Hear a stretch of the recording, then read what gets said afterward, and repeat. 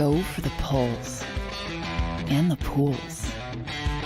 Go for the oohs and the ahs.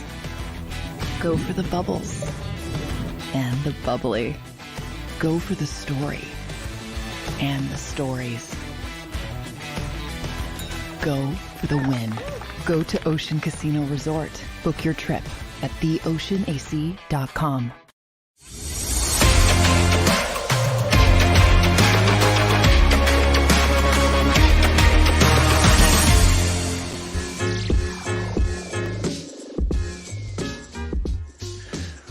What's up, everybody, and welcome into the Philly Sports Power Hour with Bill Colarulo, as always, on this Wednesday. Is this the last day in February? No, we got a leap year this year. So one more day in February. Sixers in action last night, as expected. They get beat by Boston. We talked about it yesterday. Fly Guys bounce back in a big way. The feel-good team of the city. So we'll talk a little Flyers today. And then we'll get into the Philadelphia Eagles. Sirianni, Roseman, they spoke at the Combine yesterday. We'll talk a little Eagles. And we'll be joined a little later in the show, like we are every Wednesday, by Kayla Santiago, who does a great job covering the Sixers and the Eagles. So we'll do a little Sixers talk with her, but not much to feel good about right now with the 76ers. But let's get a little roll call. We're streaming live across the JAKIB Sports Network. We are also live on Bill Colarulo Philly Sports Talk all over social media. Make sure you're subscribed everywhere. We're also live here on TikTok as well. But let's get a little roll call. I see Jason A-Team in the house. Happy hump day to you. Fanny Eagles fangirl, the same. William Stark, Flyers look good last night. Niners wine in the house. Kyle Kokorski, we talking about the draft. And we'll get into the draft. We got free agency first, my brother. So we have free agency coming up. March 11th, the legal tampering window starts. Twiz in the house. David Laprati, Chuck Hutton. Oh, boy, Twiz starting it early. Core values. I know. Sirianni yesterday with his core values. I think he said it 3 different times, repeating his core values. We'll talk a little bit about that. Bry Guy in the house. Chuck Hutton wants some playoff hockey. I agree. I need some playoff hockey as well. Steve Ike. James Jones. Eric Gallagher. Carlos Drew. Flexen and Steppen. So it's good to see everybody. James Jones, no round 2, Bill. I don't know what you're talking about. What's James Jones talking about? No round 2. What's up, Drew Nichols? I don't know what no round 2 means. I'm missing it. Anyway, we're going to jump right into the Sixers. As expected, if you were following the show yesterday, we knew the Sixers were going to get crushed last night. The way they've been playing, the way Tobias Harris has been playing. Oh, he's talking about, sorry, let me digress for a second. So James Jones wants a round 2 between me and Cilio. Me and Cilio may need a round 2 because we could not be more opposite right now on the A.J. Brown stuff, on the organization and the negativity stuff. So Xander, talking to my producer, make it happen. Get Big Sills back here or I'll go to Big Sills' show because I think we do need a round 2. Me and Sills. So that's what he meant. And I know Flexen and Steppen and some of you agree with Sills, some of you agree with me. So we'll see. But I'll keep you updated on that if we can get a round 2, me and Cilio. But today, Kayla Santiago. Not going to be as heated with Kayla. But Sixers get crushed last night. I know they made it close at a certain point, but the final score, 117-99. The Celtics won their 9th in a row. Maxey did what he could, put up 32 points, but it's going to be tough to beat a team as good as the Celtics by yourself. Nobody else had more than 16 points last night. And that includes Tobias Harris, who has been absolutely terrible since the All-Star break. I know people have had problems with Tobias Harris in the past, and I didn't get on him as much as others have in the past. But right now, when we need Tobias Harris to step up in the absence of Joel Embiid, you need Tobias to step up. He has played maybe the worst basketball of his career. He was 3 of 11 in the first half last night. Since the All-Star break, he's shooting 17 of 53 for 32% from the field. He had 13 points last night, only 2 rebounds, 0 assists. Playing the worst basketball of his career when the Sixers need him the most. Ridiculous. But we'll talk to Kayla a little bit about that when she joins the show. Murph on TikTok saying Tobias steady dropping 8 to 15 points on a max deal. Exactly. It's terrible, man. And this is when they needed him. This is when he needs himself. He's in a contract year. And he still can't perform. And it wasn't just Tobias who was bad last night. Kelly Oubre, 1 of 6 from the field. Buddy Hield, 2 of 8 from the field. Sixers are in trouble. And we've known they've been in trouble for a while, but they are in trouble. Now they fall to the 6th seed in the East. They're only a half game up on the Orlando Magic and the Indiana Pacers for the 7th and 8th seed. Sixers are going to be in the play-in tournament. There's no doubt about it. They're going to be in that play-in tournament.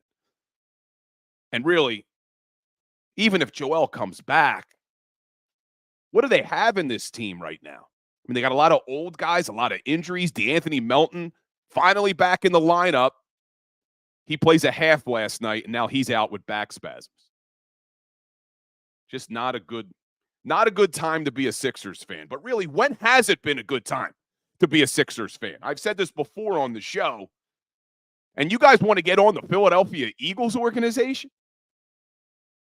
We want to talk about the Eagles organization? Think about what we've lived through as Sixers fans. They haven't won a championship since '83. They haven't been to a championship since 2001.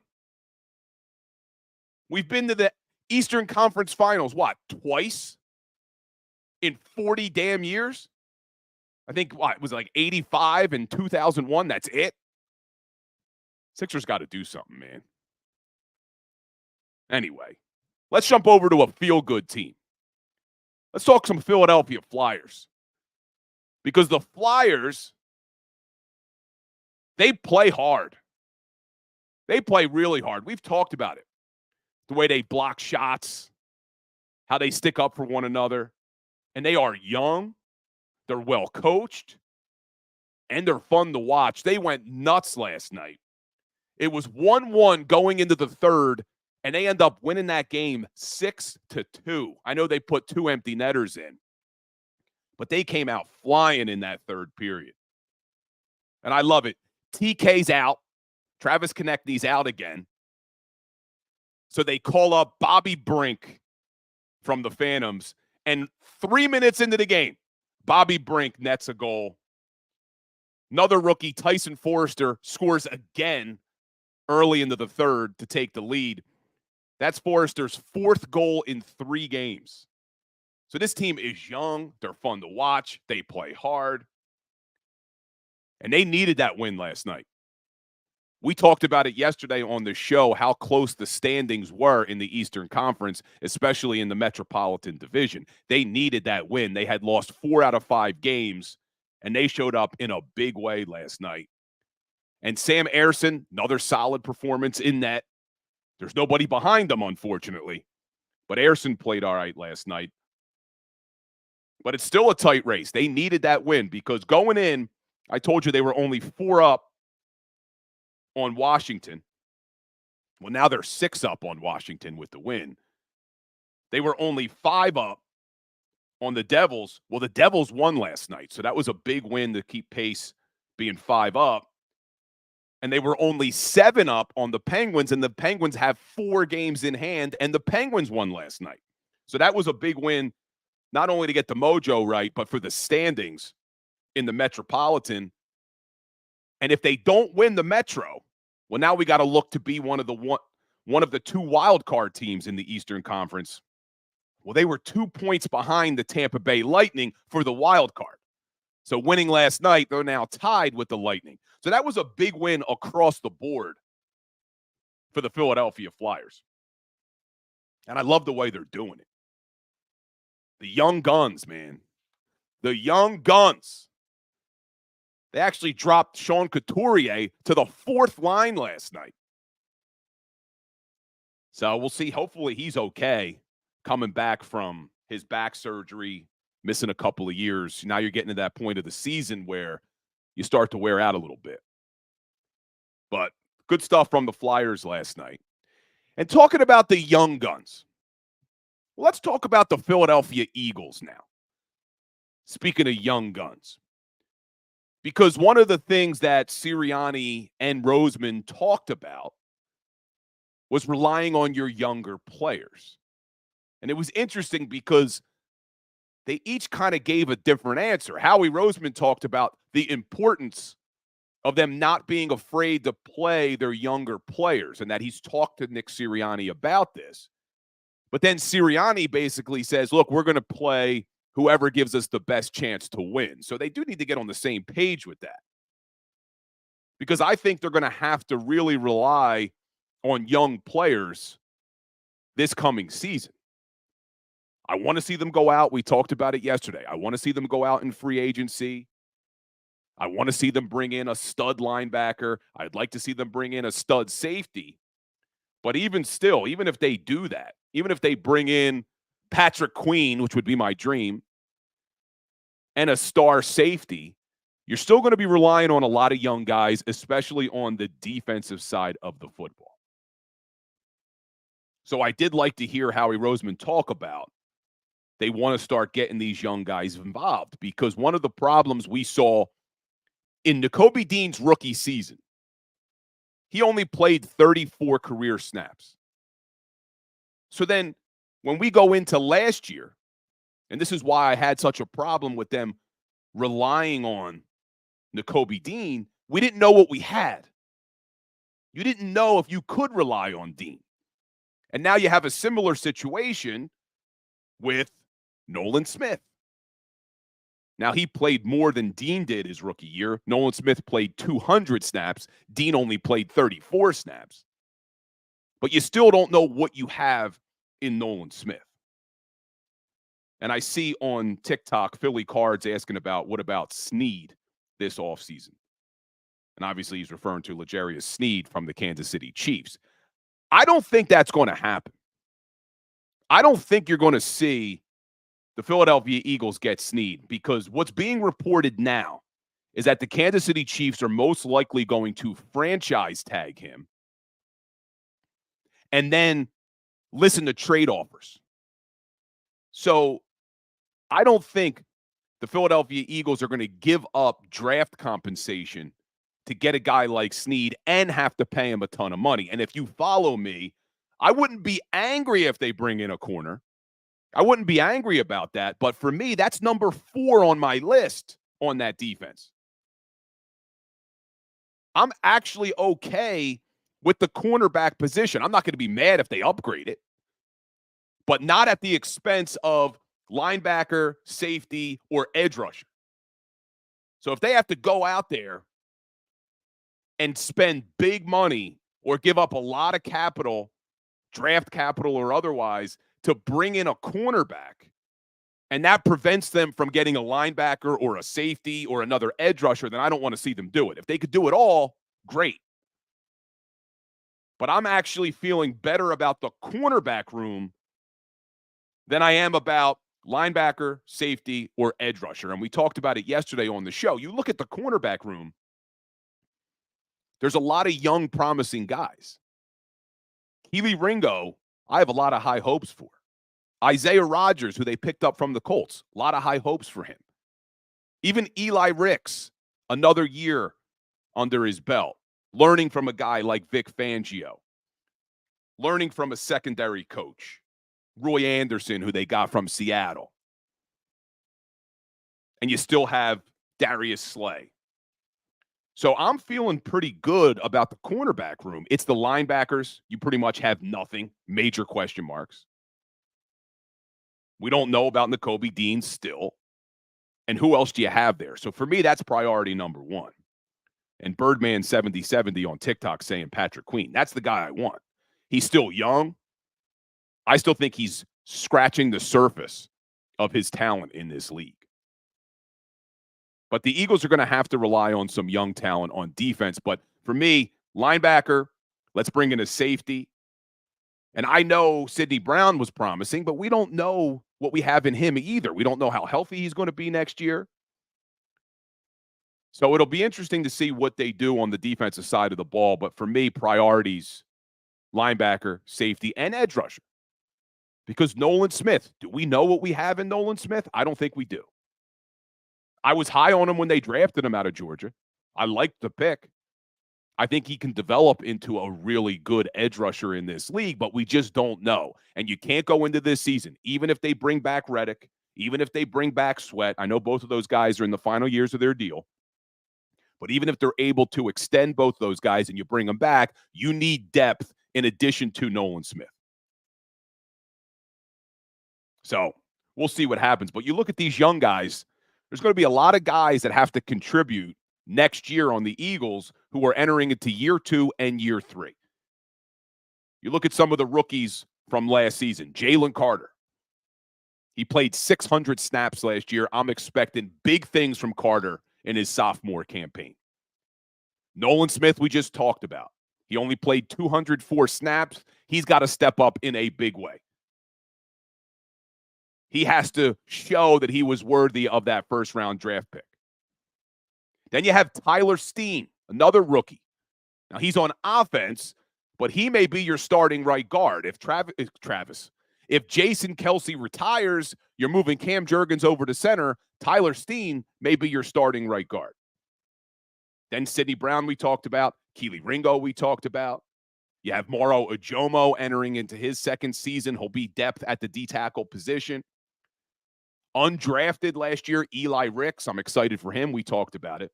But there's going to be some year 3 guys who are also going to have to step up in a big way next year, especially on defense. Reed Blankenship being one of them. Because even if they bring in a star safety, I still think Reed Blankenship's going to play next year.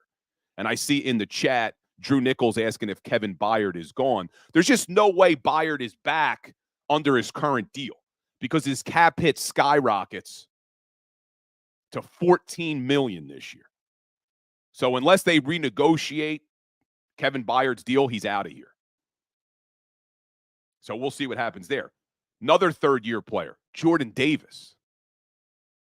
I know there's some people who are high on Davis. A lot of people are out on him. He needs to step up in a big way in year 3, especially if Fletcher Cox is gone. Because now you have Jalen Carter, Milton Williams, who I really like, and then Jordan Davis. Jordan Davis has to show that he can actually be a game changer at that position. Now, one of the things that's exciting, I guess, about Jordan Davis is if Vic Fangio wants to run a lot more 3-4, because now Jordan Davis can actually play that true nose tackle position, that zero technique lined up right over the center. Now, defensive line a little bit, you got Jordan Davis lined up over the center. You got Milton Williams and Jalen Carter in the 3 technique. And now you have Josh Sweat, Haason Reddick, Nolan Smith, and hopefully another stud edge rusher that they sign in free agency coming after the quarterback. That could work. That could work. And then a third-year player, Nakobe Dean. He's another one.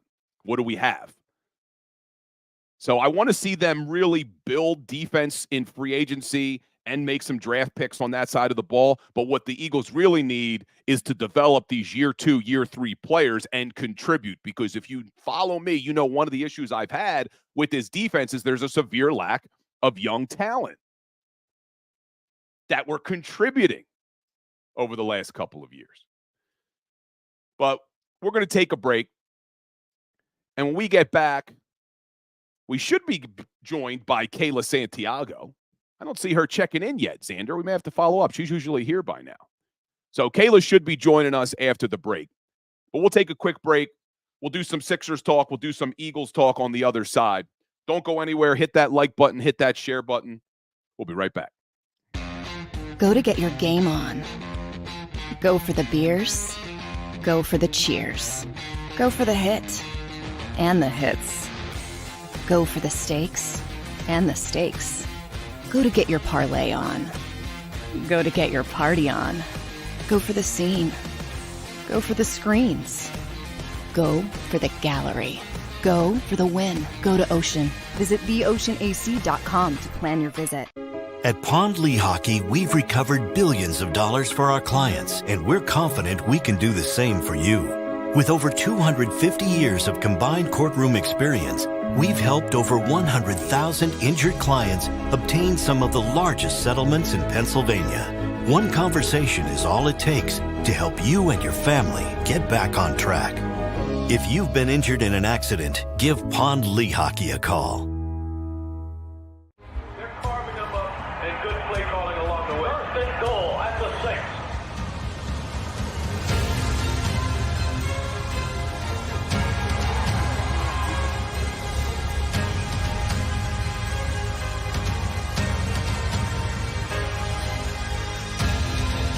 Field of life, First Trust Bank is there for you.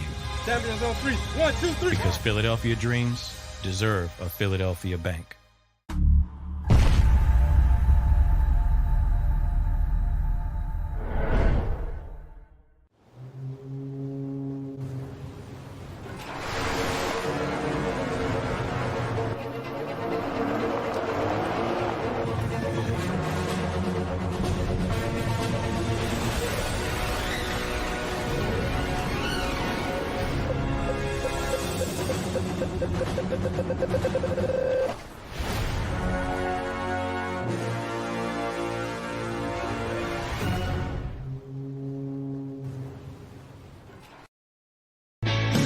Hi everybody, my name's Jason Lombardi. I'm an inspector at DryTech. At DryTech we offer 3 major services, the first one being basement waterproofing, the second service we offer is foundation and structural repairs, and then the third service that we offer is mold remediation. If you feel you are having a waterproofing issue, give DryTech a call or check us out online.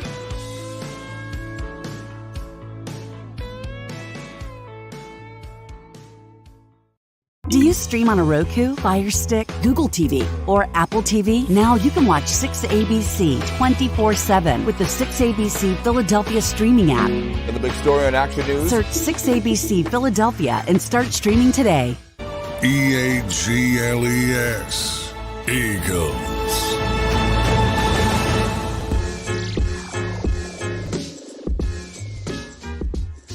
What's up and welcome back in to the Philly Sports Power Hour. I'm Bill Colarulo. I see some more people checking in the chat. Adam's exploits in the house. Not loving Nick today. We're not doing that today. We were just talking about some of the things they talked about. But we're going to switch. We'll switch back to the Eagles in a second. But first, I want to start with some Sixers talk. So we're going to bring on, like we are every Wednesday, by our one and only Kayla Santiago. What's up, Kayla? How you doing today? I'm good. The Sixers, they're looking a little bit scary right now. So I don't know how good I am in terms of Philadelphia basketball. Philadelphia high school basketball is great, though. Oh, what a game. What a finish between Roman Catholic and Archbishop Bryan. So, I guess high school basketball is something that's making me smile at this point in Philadelphia. Were you in the house? Were you at the Palestra for that or no?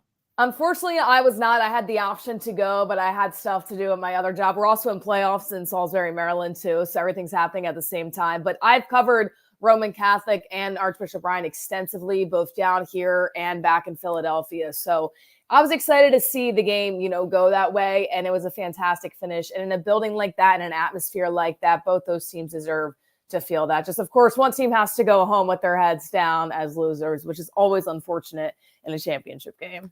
Yeah, what a game. What a buzzer beater. Speaking of buzzer beaters, did you see the one in the NBA last night from behind half court? Yeah, that was crazy. I mean, sometimes you just see wild stuff, especially in the NBA. I mean, it happens, though. These guys can do it, but it's always exciting when you actually see it go in. Yeah, that was pretty cool. But what has not been cool, Kayla, Tobias Harris. What the hell is going on with Tobias Harris? I don't know. I mean, this Sixers team is really scaring me right now because I think we talked about this last week, but the last thing I want for Philadelphia is to drop into the play-in, and then Joel Embiid has to come in when he's not 100% and try to build this team back up to getting a higher seed to go into the playoffs, because you don't want to see them in a win or go home game. But Tobias Harris, I don't know what that guy needs. I saw a lot of people saying, should we give him a standing ovation like we gave Trey Turner and he got out of his slump? I really, really don't know. It's unfortunate to see, because in a situation like this, you would think, okay, with Joel Embiid out, it's time for Tobias to really be that second or third guy, really the third guy for the Sixers. And he's just not. He just looks so lost right now. This team as a whole really looks lost, in my opinion. But to see how much that he's downgraded in just the last few games, I hope the guy is okay first and foremost, but it just doesn't look good. It's not Tobias Harris. Even if he's having a bad game, he still looks to drive. He still looks to be aggressive. It looks like he doesn't even have a nose for the basketball. So it's definitely worrisome when you're talking about still having a whole nother month possibly without Joel Embiid, and Tobias Harris is playing like this. Yeah, I haven't been as down on Tobias in previous years as others have, and I don't think you have either, what Tobias is giving. But this is probably the worst I can remember him playing in a Sixers uniform. I gave the stat before you joined. Since the All-Star break, he's 17 of 53 from the field, shooting only 32%. And last night, okay, if you're not going to score points, he only puts in 13 points. Well, contribute in another way. He has 2 rebounds and 0 assists. So are you thinking that he's injured, or you think this is just unfortunately what he is? I don't think that he's injured. I just think ever since Joel Embiid left and they bring in Buddy Hield, there's just a little bit of confusion of where his placement really is on the court. But, it's really confusing to see, because you look at Tobias Harris, you say, okay, anytime he's not playing well, he does something in a different regard, right? He's not really a fantastic player, but you look at him and you say, okay, he always plays hard. He's always going to be aggressive, sometimes too aggressive, where people are saying, Tobias, give the ball up, because clearly tonight is not your night. But this time around, it doesn't even look like he's engaged, which is very, very weird to me for Tobias Harris, because you really haven't seen that through the entirety of his career. I don't think there's an injury there. I just don't really know if he knows where he's supposed to be on the floor right now, especially with the new additions coming in at the NBA trade deadline. I don't know. You see a lot of differential between Tyrese Maxey and when he plays with Joel Embiid and when he plays without Joel Embiid. I don't see Tobias and Joel playing off each other as much when they play together normally, but maybe it's more than we actually know. Maybe there's more plays drawn up for Tobias and Joel to play off each other that we really know behind the scenes. So something's clearly going on. I don't know. Does Nick Nurse maybe bring him off the bench for the next game? Does he kind of operate with that? You don't want to look and say, okay, Tobias Harris, you're demoted, but at the same time, if you're not doing your job, you're not doing your job. Maybe Tobias just needs to be a little bit of a spark off the bench. And maybe if he can get that spark back, maybe he'll be back in the starting lineup. I think, though, without Joel Embiid, this team has just kind of lost their identity, in my opinion. Yeah, I had floated that idea yesterday of taking Tobias off the bench. I just think that may be just a better scenario. But if they put Harris off the bench, then I guess maybe Kelly Oubre stepping in as a starter. And he didn't have a great game either last night. 1 of 6 shooting. I mean, even Buddy Hield, who's supposed to be a shooter, 2 of 8. So everybody was just kind of off last night. And like you talked about Nick Nurse trying to find a good lineup. I mean, do you think – you mentioned the play-in tournament. Do you think this team, without Embiid, can win enough games to not drop to that 7th or 8th seed? They're only a half game up now on the Magic and the Pacers. Unless something crazy happens, no. I think right now that this team just looks completely lost. And when you talk about an MVP award, and I'll say this again, you look at Joel Embiid and you say, okay, just look at the downfall this Sixers team has had without Joel Embiid. And I've had conversations with a lot of people. They say, well, you guys build around one singular player. I said, well, a lot of people in the league do that. You look at the Denver Nuggets. Yeah, Jamal Murray is a really good second piece to Nikola Jokic. But if Nikola Jokic is out, the Denver Nuggets are going to look the exact same, right? They're not going to be able to win as many games. They're not going to be a top seed. They're going to drop a little bit in the standings. Maybe not as much as a downfall as the Sixers, but it's going to be pretty similar. So you look at it right now and you say, okay, Tyrese Maxey is going to be that second guy you build upon in years to come, but he's still not there yet to that superstar talent. He's a star for sure. That superstar talent is still to be determined for Tyrese Maxey.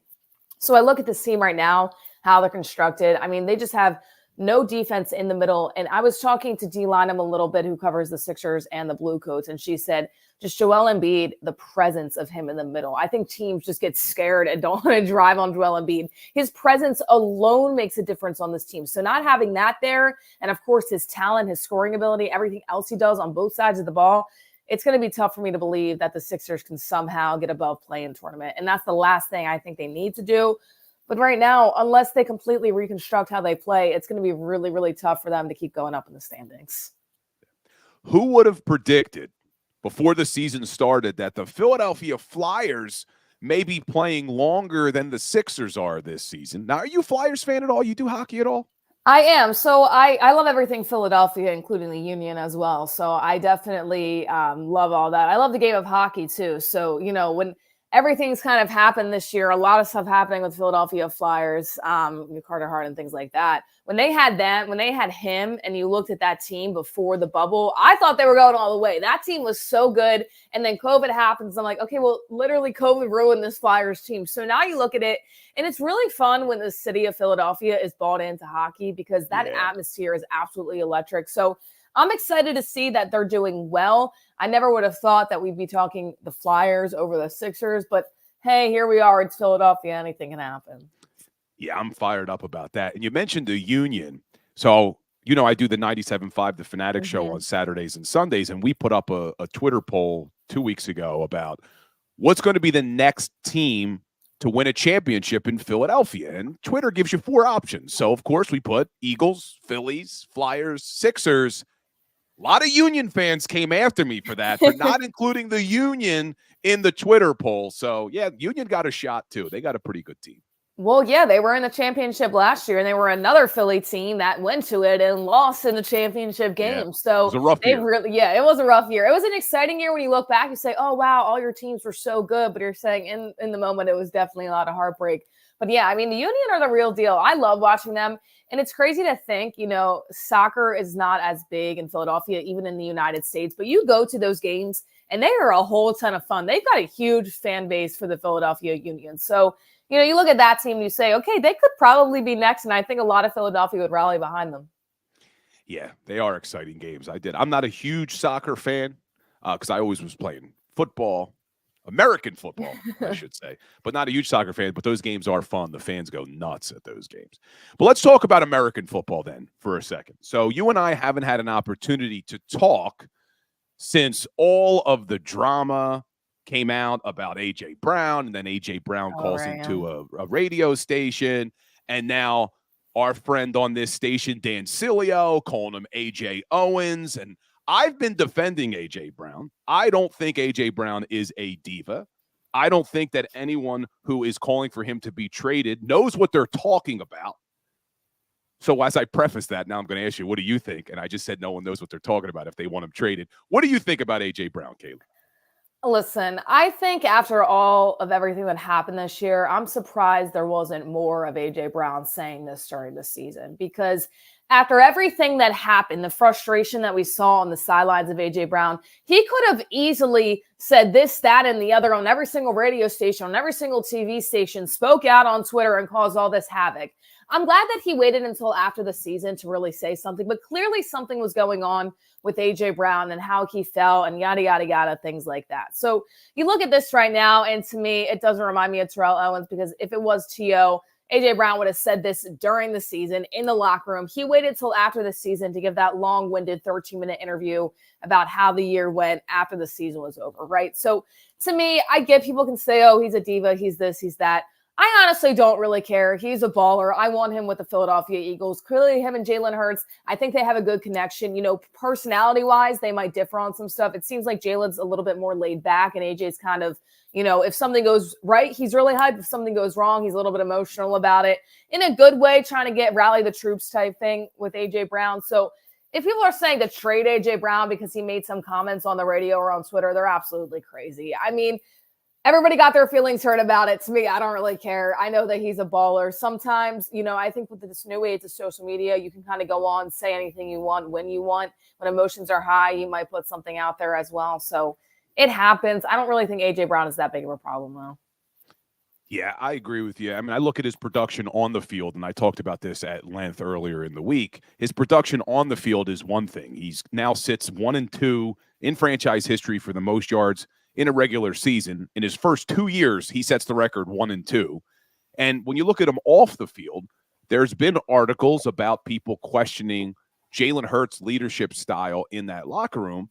And those articles cite to A.J. Brown as being the vocal one in the locker room that holds players accountable and who's very respected. So I'm just not buying this. He's a diva talk. I think it's a narrative that's being created.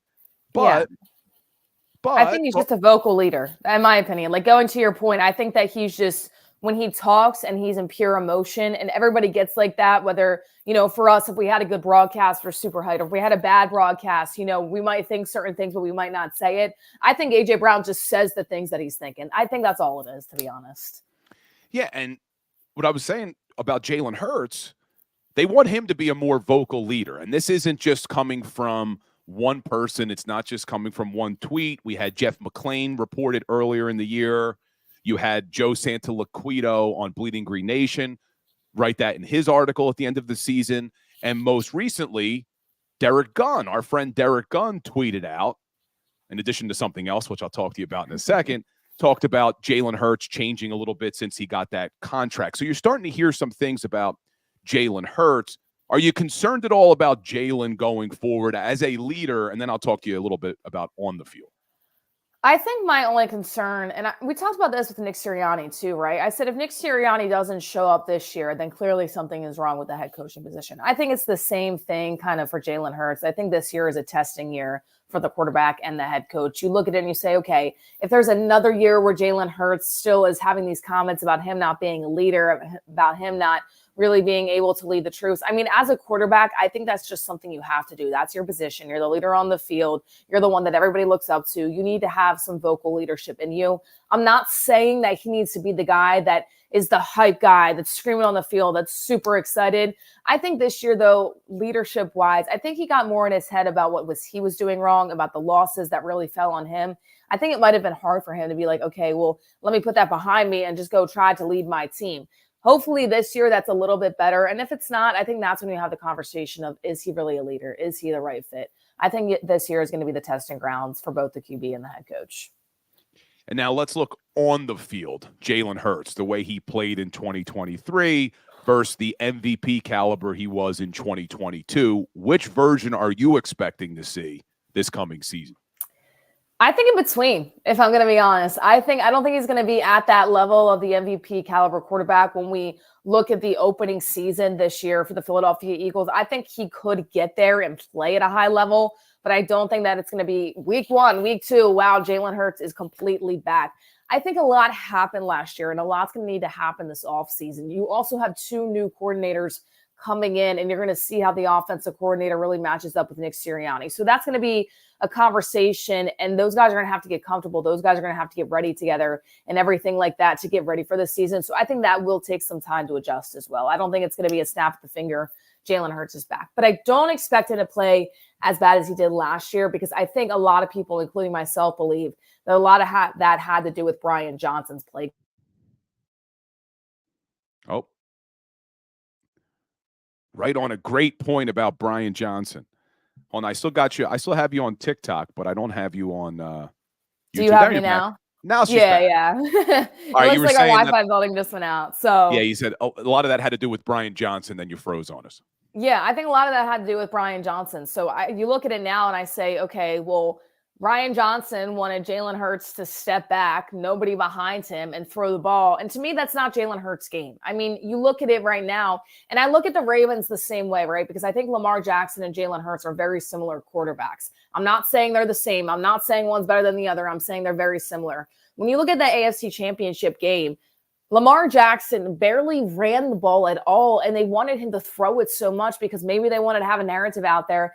And you look at the game and you analyze it and you say, who cares? Lamar Jackson is so demanding when he's able to use his feet and his arm that he's so tough to stop, because how do you defend that? I think it's the same thing for Jalen Hurts. They did not utilize him in the correct way. I'm not saying have him run every single time. He can definitely throw the ball down the field, but I also think that there needs to be an adjustment this year. And I think that will happen. But I also think it's going to take some time. You got a whole new offensive coordinator. We'll see Nick Sirianni is going to try to overrule him like a lot of people think he might have did last year with Brian Johnson. So I think it's going to take a few weeks before we really see if Jalen is back to that. I don't think he's MVP caliber this year. I think he's in the middle of what he was a season ago and what he was 2 years ago. You mentioned Sirianni. So another part of Derek Gunn's tweet that we just referenced was that when Big Dom was suspended, there was no one there to control Nick Sirianni's emotions, and he got into a few arguments with players and coaches on the sideline. Now, I spoke to D Gunn, and D Gunn kind of said, well, that wasn't as big of a deal as some people are making it out to be. There's a lot of coaches who have someone who stands next to them, their get-back guy, and he downplayed it a little bit. But what's your take on that? What's your position on Sirianni needing Big Dom to kind of control his emotions on the sidelines? That's kind of crazy to me because not only are you a head coach in the football league, but you're also an adult. I mean, this is a job. You look at any other job, and if you need somebody to control your emotions at any type of job, maybe it's not the right position for you, right? So you look at this and you say, okay, well, how true are these claims? Is something kind of being overstated or understated? And I do understand that, right? They're there to protect the head coach. He's there to protect Nick Sirianni. And clearly Nick Sirianni's an emotional guy. And I think his first season with the Philadelphia Eagles, that's what I really liked about him. He kind of wore his emotions on his sleeves. But it shouldn't get to the point where it can't control you to the point where you're yelling at players for no reason. Because, yes, it's an intense game, and I do understand that. But as a head coach, you need to step back and say, okay, how do I deliver this to a player? I think it's totally fine to get on a player if they ran the wrong route, if they did something wrong, if they dropped a pass. To me, that's fine. To me, that's coaching. You look at that and you say, okay, well, you want your coach to be hard on their players because they know that they can make that catch or that they did something wrong and that could have just completely blown up a play. But to me, to constantly go after players for this, that, and the other, that's also what practices are for. I think it's good to coach it. I don't think it's good to get over emotional and scream it and get into arguments with players because at the end of the day, to me, that just takes away from the entire game that you're looking to play on the field. And did you have a chance to listen to Sirianni or Roseman's press conference yesterday at the Combine? Did you listen to them at all? I did a little bit. I wasn't able to get too in-depth, but I was putting it on while I was working as well and getting ready for our games. Yeah, because one of the things that Sirianni said, which I found interesting, is you were just talking about, is he going to try to overrule Kellen Moore's offense like he did last year? And I know a lot of people thought that this was going to be all Kellen Moore's offense, that Kellen Moore was taking over and Sirianni was going to be more of a CEO coach. Well, if you listen to Sirianni yesterday, he talked about how this is really going to be a blending of offenses. I didn't get the impression that Sirianni is going to take a complete hands-off approach to the offense. And to be honest with you, and I know some people in the chat are going to say this is me defending Sirianni again, I don't necessarily mind them trying to blend the offenses because Sirianni's not wrong. There were things and elements to the offense that worked well, especially in 2022. But what's your take? Are you nervous that Sirianni's still going to be involved in trying to blend the offense with Kellen Moore? I think Kellen Moore has more experience than Brian Johnson, and I like what he's able to do a little bit more. So to me, for Nick Sirianni to completely not let him do his job does worry me a little bit. And I think we're going to be able to tell right off the bat whose offense is whose. You know, you look in the past with the Philadelphia Eagles, you look at that Super Bowl team, you look at Doug Peterson and Frank Reich. You know, a lot of people said, well, Dougie P was calling the plays, right? And a lot of people say, well, no, that's not actually it. Whatever they did, whatever they meshed together, it clearly worked on the offensive side. You look at Doug Peterson, you look at Frank Reich, you say, okay, those are two really offensive-minded coaches. On the other side now, you look at Kellen Moore and Nick Sirianni. Nick Sirianni is definitely more of an offensive-minded coach than a defensive-minded coach. So I don't mind them working together, maybe trading off some things, you know, kind of talking about what they want to do. Maybe Nick Sirianni does call the plays. Maybe Kellen Moore calls the plays. We don't really know. But if it gets to a point where Kellen Moore is just completely shut down, I think you're going to be able to see that in how they play. And that's when I think you have conversations about Nick Sirianni saying, okay, is he really the guy for this organization? Because if you have somebody like Kellen Moore coming in with experience, I get that he's new. He's going to need to work with these guys just a little bit. But at the same time, you look at it and you say, okay, let him be a coach for the positions that he's coaching. Nick Sirianni, at the end of the day, he might have the last call, but you need to have trust in your guys to be able to coach the game when it comes down to the wire, when it's in any type of big game, when it's just a normal game in the NFL. You need to have trust in your coaches, and you need to figure out if meshing it together is the best, which clearly that's what they think. I just hope he does that without overstepping every single time. And Nick Sirianni being like, this is my team and I'm doing this. Because if that's the case, we owe an apology to Brian Johnson. Because if that's what happens this year, that's definitely what happened a season ago. So we'll find out soon enough, but what we're going to find out even sooner is how they build this roster, because free agency is crazy. Less than 2 weeks away. Actually, this time in 2 weeks, it will become official. Wednesday, March 13th is when the deals become official, but March 11th is when we start to hear the reports of who's signing where. You're Howie Roseman. What are you prioritizing when free agency hits in a couple weeks? This is such a loaded question because there's so many positions that the Eagles need. And we touched on this every week too. Just what do they need? What do they want to get in the draft? What do they want to get in free agency?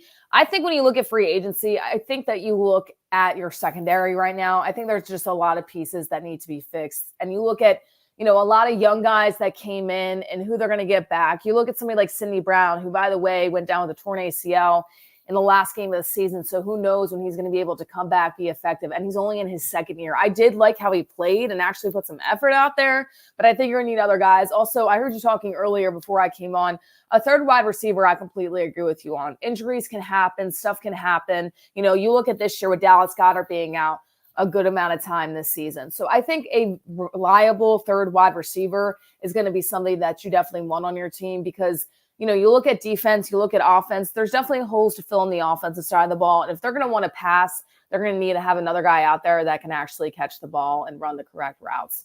And I also just think, I'm going to say it again, I don't know if it's going to be a free agency thing. They might go to the draft for this, which they never do either. Just that linebacker position. I mean, you have so many holes to fill right now on the defensive side of the ball. I would prioritize defense, but it also depends. Are you going to look at the draft for that? Do you want to bring in even younger of a defense? I don't think so. So I think free agency on the defensive side of the ball might be their best bet, whether it's in that secondary or in that linebacker position. Yeah, I agree with you with regard to free agency versus the draft. I think as much as I'm okay if they draft a linebacker or a corner or a safety or another edge rusher, I think they need to address linebacker, safety, and edge rusher. For me, that's my three priorities. Free agency. We need players who can step in week one, game one, and contribute to this defense. We can't have all of these question marks. And there's a way to do that and stay young. Like one of the names I keep floating is Patrick Queen. Well, Patrick Queen is still very young, still hasn't scratched the surface of his potential. I just don't want to see them go out and do what they did last year. And if you listen to Roseman yesterday, I'm hoping maybe he learned from that because he did talk about how, they did miss some guys on defense and that they prioritize offense because it was all kind of lottery tickets last year. Justin Evans and Nick Morrow and Terrell Edmonds, all guys that you maybe would work out, but probably weren't going to, and they just did that too often. So we will see. What else you got going on this week, Kayla? Anything big for basketball? Yeah, I mean, we've got our state champion or state playoffs, I should say, which have been a whole ton of fun. Last night we had a huge rival game. The gym was full. It was absolutely crazy. So we're in the thick of it for state playoffs, when it comes to a high school realm. And still Blue Coats, it's really been cool to cover the Blue Coats, the Sixers G League team, because you look at a guy like Ricky Council, who I saw all over Twitter last night. People were saying, start him instead of Tobias Harris. What a great story that would be. He starts on an NBA G League team this year. He's one of the leading scorers. He's a rookie, by the way, and then possibly gets a start in the NBA. I mean, that would be so, so cool. So it's been really cool covering them as well. I mean, they've got so much talent. And I just hope that they don't trade it away. You look at it right now, Traquavion Smith, Ricky Council, they're both rookies. I think those are guys in a few years that can really, really make a difference for the Sixers team.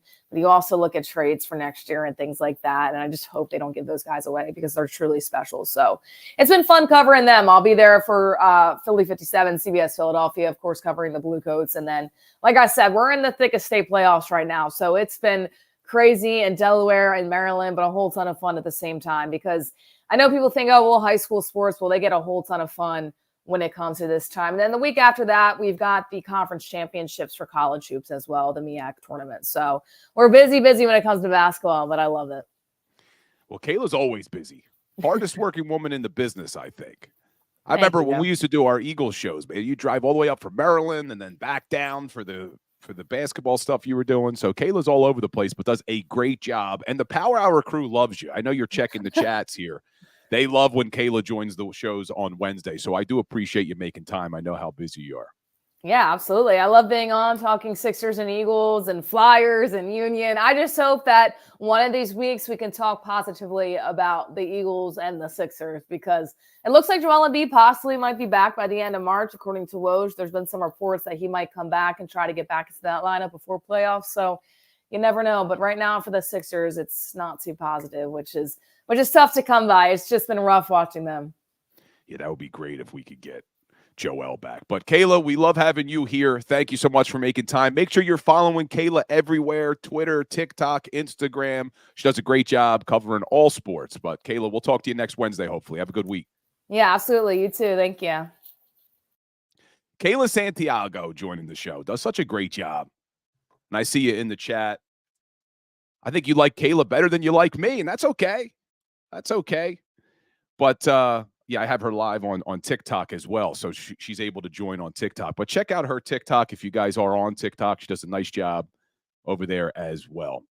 So we talked a little Sixers, talked a little Eagles, and one of the things in the chat is I saw Chuck Hutton in the chat talking about one thing that he was hopeful that Kellen Moore can do with his offense is bring back the RPO. So RPO, obviously, run-pass option. But what's interesting is, and I went over this before, they didn't necessarily call less RPOs this season. So when you look at the numbers, in 2021, Jalen Hurts only played 15 games. In 2022, Hurts only played 15 games. So in 2023, he did play all 17, but they called 154 RPOs in 21, 148 RPOs in 22, 171 RPOs in 23. So when you look at the numbers as far as the times they called it, it wasn't that much different. But where there was a major difference was its effectiveness. And this is where I'm hoping with Kellen Moore coming in that maybe they could figure out ways to make it effective again. Because if you look at the numbers, in 2021, they averaged 7.65 yards every time they called the RPO, whether they threw it, ran it, whatever. It averaged 7.65. In 2022, same thing. It averaged 7.81 every time they called the RPO. And then in 2023, that number dropped all the way down to 4.8 yards a play. They were getting 3 yards less in 23 every time they called it. Now, that's probably for multiple reasons. One, defenses adjust. Defenses figure out how to stop a play, and that happened. But the Philadelphia Eagles didn't have a counter to that. Brian Johnson and Nick Sirianni weren't able to come up with a counter to defenses figuring out how to stop the RPO. So let's hope that that can happen in 2024. 2024, wow, 2024 already. But, so it wasn't necessarily they weren't calling it as much. It's just that they need to figure out how to do it effectively. So we will see. And I appreciate, I see the kind words in the chat about the show, about me. I do appreciate that. And I appreciate all of you guys being here, guys and girls. I always say guys universally, but I've had some people say, hey, there's women who watch the show too. I always just say guys universally, but yes, I appreciate everybody who's here in the chat. But hit that like button for me, hit that share button. And like we end every Philly Sports Power Hour with a little today in sports history. Well, this one hits close to home for me because it's when I became such a big Philadelphia Flyers fan. But today is the 51st birthday of the big guy, Big E, Eric Lindros. Eric Lindros was born February 28th, 1973. And when he came to the Flyers, when they had that arbitration or whatever it was, where they had a rule on who his rights belonged to, whether it was the Rangers or the Flyers, because Quebec had 2 trades in place at the same time. But when he comes to the Flyers in 1992, so I'm about 9 years old at that point. And that's when I was already a Flyers fan because my family were Flyers fans. But that's when I became obsessed with the Philadelphia Flyers. And it started out with Eric Lindros and the Crazy Eight line. Who remembers the Crazy Eights with Mark Recchi and Brent Fedek? The Crazy Eights, they were a great line. but they were nowhere near as good as the next line, the Legion of Doom. So after the Philadelphia Flyers traded Mark Recchi to the Montreal Canadiens for, who remembers that trade? You remember who else was in that trade? It wasn't just for John LeClair. John LeClair was almost like a throw-in in that trade. Excuse me. They traded Mark Recchi, and they got Eric Desjardins and Gilbert Dion. Gilbert Dion was probably the coveted piece in that trade. He ends up not doing anything, but John LeClair comes and forms this Legion of Doom with Eric Lindros, Michael Renberg. So that's when I fell in love with the Philadelphia Flyers. In fact, in my basement, I have a signed picture of the Legion of Doom signed by Renberg, LeClair, and Big E, Eric Lindros. So today, wish him a happy birthday, February 28th, 1973. So he's 51 years old today. But I appreciate my Power Hour crew. Let me see. I see some people in the chat. Now, I'm not sick. I don't know what's going on. I got a little tickle in my throat, but I'm not sick anymore. But tomorrow, we'll be joined, like we are every Thursday, by the one and only Mark Farzetta. Farzy will be joining the show tomorrow, so he always does a great job. Going to get his take on all this stuff going on with the Philadelphia Eagles, see what his thoughts are. I texted him this morning to confirm that he'll be here tomorrow, and he said that he will and that he is ready because he's got some stuff he wants to talk about. So we will see how all that goes. I don't think it'll be as heated as maybe me and Big Sills would be, but I got to talk to Big Sills because him and I have to have a little debate because we do not see eye to eye on the A.J. Brown situation or this Philadelphia Eagles team in general. So I'll talk to Big Sills. We'll get something in place. But everybody, thanks for being here. This was the Philly Sports Power Hour. Hit that like button, hit that share button. As always, make sure you're following me across the board on social media. We're posting daily content everywhere. Would love to hear from you. I'll be back tomorrow, 10 a.m. And as always, go Birds. Go for the pulls and the pools. Go for the oohs and the ahs.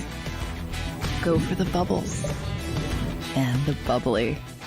Go for the story and the stories. Go for the win. Go to Ocean Casino Resort. Book your trip at theoceanac.com.